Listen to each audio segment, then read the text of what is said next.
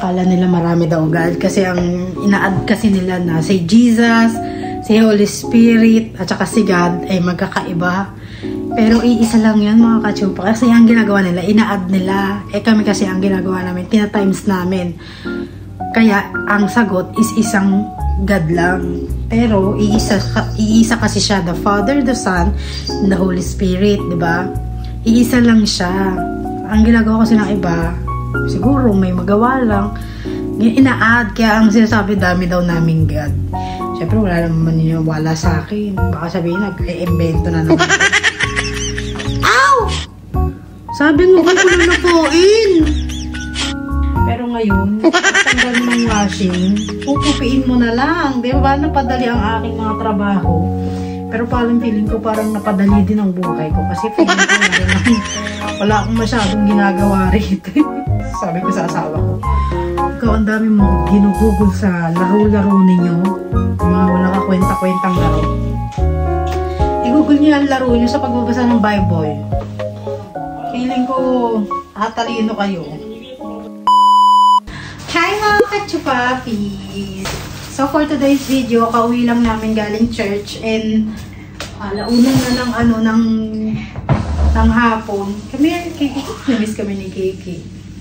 Anyway, kaya kami tumagal is umattend kami ng Hope 101. Yung nag-aaral kami ng mga Bible, mga ganyan, about Jesus, mga ganon. Nag-aaral kami. So, and then after noon, pumunta kami ng Walmart. Bumili ako ng okra, magagawa ako ng pakbet. Bumili ako ng cauliflower for my chop suey. Sa susunod na araw, hindi naman isang kainan lang yan. No? Kasi dito sa Amerika, hindi naman kami araw-araw na mamalengke. And then, bumili ako ng 2 tilapia. Kasi tilapia nila makachupang frozen. Lagay natin sa ref. No music. No, later! I'm gonna do my vlog. I'm gonna get copyright.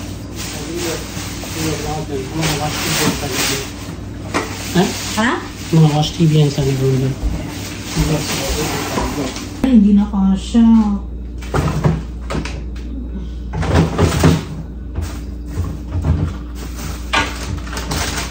Makasa ko makapakbe.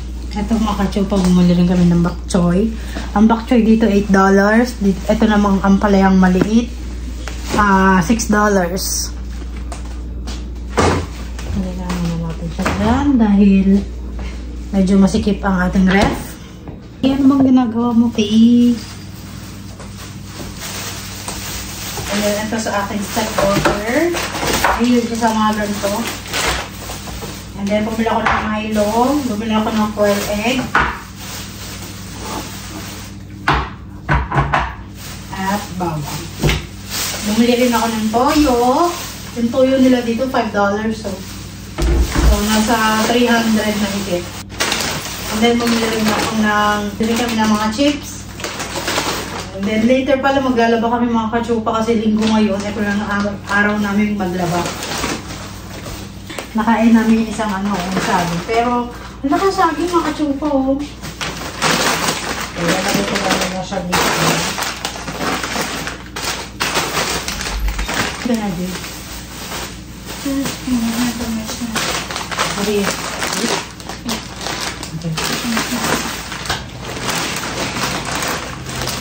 Ayan.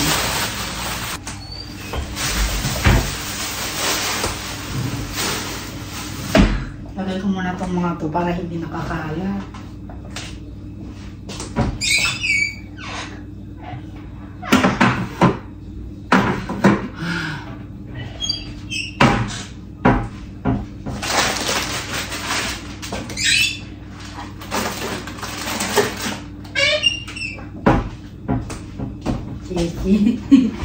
Kada bukas ko ng rep, ng rep. Kada bukas ko ng cabinet, tumitingin Toyo. And kain. Ayan. Okay. Ito aming pinag-aralan mga kachupo. Hope 101. About nga kay Jesus, ganyan. Ang ano pala kasi, may share ko sa inyo mga kachupa, di ba ang mga ibang religion, ayaw nila ng Christian kasi nga daw, 3 God daw. Pero hindi nila alam, isa lang ang God namin. Akala nila marami daw God kasi ang ina-add kasi nila na si Jesus, si Holy Spirit, at saka si God ay magkakaiba. Pero iisa lang yun mga kachupa kasi ang ginagawa nila, ina-add nila. Kami kasi ang ginagawa namin, tina-times namin. Kaya ang sagot is isang God lang. Pero iisa kasi siya, the Father, the Son, and the Holy Spirit, di ba? Iisa lang siya. Ang ginagawa kasi ng iba, siguro may magawa lang, ina-add, kaya ang sinasabi dami daw naming God. Pero hindi naman totoo. Isa lang po ang God ng Christian. Kasi naniniwala kayo mga kachupa, si Jesus Christ and the God the Father, the Heavenly Father, isa lang, di ba? Kaya lang, mga kachupa, sa sobrang makapangyarihan ni, syempre wala naman maniniwala sa akin. Baka sabihin, nag-e-invento na naman ako. Sa sobrang makapangyarihan ni Father, Heavenly Father, nagkatawang tao siya at naging si Jesus Christ. Yun lang, mga iba kasi, ang tao, sarado ang utak, kaya hindi maintindihan yung mga ganong senaryo. Di ba? Tapos na ako. Kaya haharutin ko sana si Kiki. Come, Kiki! Ngayon po yung Kiki nga. Tapos bigla akong nilapa. Kiki? Ow! Sabi mo, huwag mo ko lalapuin.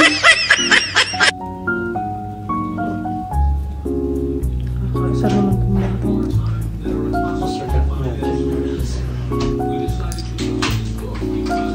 You're making Kiki the star of the show again? He's like, I'm gonna be famous. Kiki, did God tell you you shouldn't lie? Even though you have food on your plate, you keep telling to your dad that you don't have food, that I didn't feed you. But I feed you! He's like, Mama, quit talking, quit telling on me. He saw that.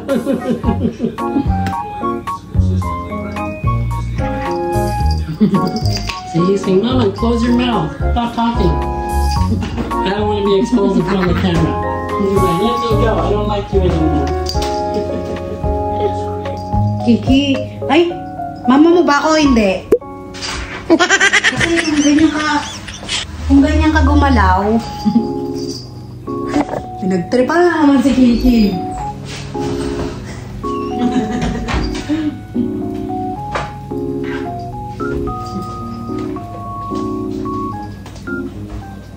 Kiki, come here. Come to mama. Nakikilaw na naman yung camera ko.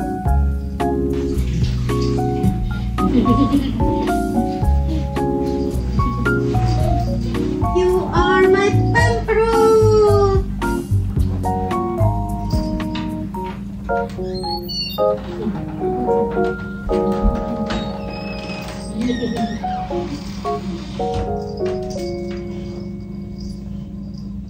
Okay.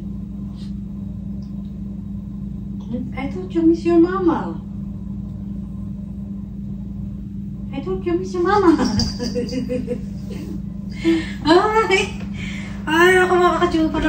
Pagod na ako. Gusto ko nang mag-travel na lang. May pera lang.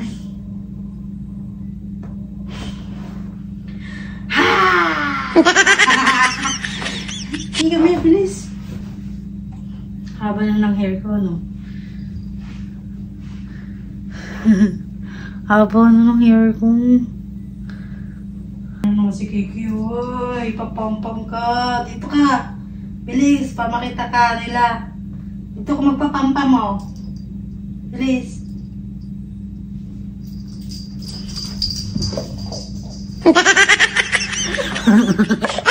Ay mga kachupa, katas lang namin maglaba ng aming mga damit. Ngayon magtutupi na naman ako. Teka lang, bubuksan ko itong aming wit. Umuulan sa labas. Pero ang kagandahan mga kachupa, hindi na siya nag-i-snow. Pero malamig pa rin. Ang dami naming nilabahan for today's video. Tutupiin ko muna itong mga to kasi pag hindi ko pa tinupi, wala namang gagawa na ito kundi ako lang. Yung mga jacket, sinasampay ko. Kasi pagka nilagay mo siya sa drawer, hindi siya kasya, napupuno agad yung aking mga si Kiki hilig pumunta rito. Ito muna yung tutupiin ko. Nilabang ko rin tong aming malaking kumot dahil medyo may amoy na.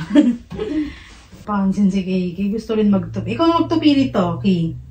Ikaw na. Tinatamad na ako. Ay, pero at least mga katsupa, hindi na kayo naglalaban ng nagtutupi na lang kasi noon kasi lababanlaw tsaka tupi pa, di ba? Malas-malasing ka, puro ulan pa sa Maynila. Wala ka pang masampayan. Kasi di ba pagka, ang dryer kasi namin makatsupa noon is yung may konting basa pa kahit papano, di ba? Hindi siya yung totally pwede mo nang itupi. Sinasampay pa namin siya ng mga ilang araw. Pero ngayon, pagtanggal mo ng washing, tutupiin mo na lang. Di ba? Napadali ang aking mga trabaho. Pero parang feeling ko parang napadali din ang buhay ko. Kasi feeling ko wala akong masyadong ginagawa rito. Napadali yung buhay. Nowadays kasi, Hey, do you want sticky rice or you want to just eat the brown rice? Brown rice. Okay, I'm gonna make some brown rice then.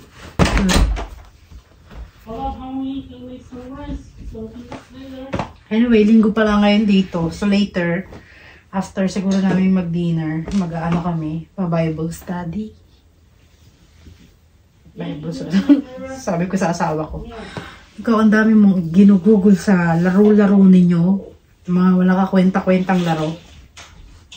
I-google nyo ang laro nyo sa pagbabasa ng Bible. Feeling ko, talino kayo. Kasi di ba mga katsupa, merong bagong labas na Mario, ano yata yun? Basta Mario, kakalimutan ko na yung pangalan. Hindi kasi ako mahilig sa mga ganyan laro. Oo, noon, bata ako, mahilig ako sa mga larong ganyan. Pero etong nagkaroon na ako ng asawa, parang hindi na ako masyado sa laro. Maano na ako sa, more on linis na ako, more on grocery, ayos ng mga gamit, ganun na ako. Ito ang uniform ng aking asawa. So ito, pag madali ito makita, inaano ko na, sinasampay ko na para mabilis siya makita ng asawa ko. Ang ginagamit namin downy. At least you know I like hanging out with you. Come on. Yeah, come on. 3 basket ang tutupiin ko mga katsupa. Pero alam mo mga katsupa, kung sinama ko pa kayo sa aming laundry, alam nyo naman na ang itsura ng aming laundry na pinupuntahan. Mahaba na naman ang ating video.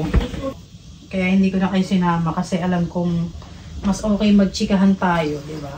Siguro yung mga tao dito sa Amerika, mga katsupa, dahil nga hindi sila medyo socialized sa labas, dahil malalamig ang mga weather dito, socialize sila. Ang socialize nila mga katsupa, sa games. Doon sila na-addict. Kaya siguro naiintindihan ko rin yung mga tao rito. Kasi karamihan dito mga katsupa, yung mga asawa nila, sila sa computer, sa laro, sa Mario Kart. Doon sila na-addict, mga katsupa. Kaya makikita mo yung mga tao lang yung naka-computer no? Mga nakatira lang naman dito. Pero depende yun sa siguro depende na lang din yun sa taong kung ano yung ang hobbies talaga nila. Kasi yung asawa ko mga katsupa, ang bet talaga niya, Mario Kart. Mario Kart ang bet niya.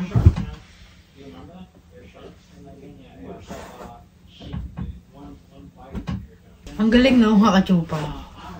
Ang Amerika medyo advanced sa mga gamit. Pero kadalasan advanced din ang buhay nila. Kumbaga mabilis mamatay ang tao.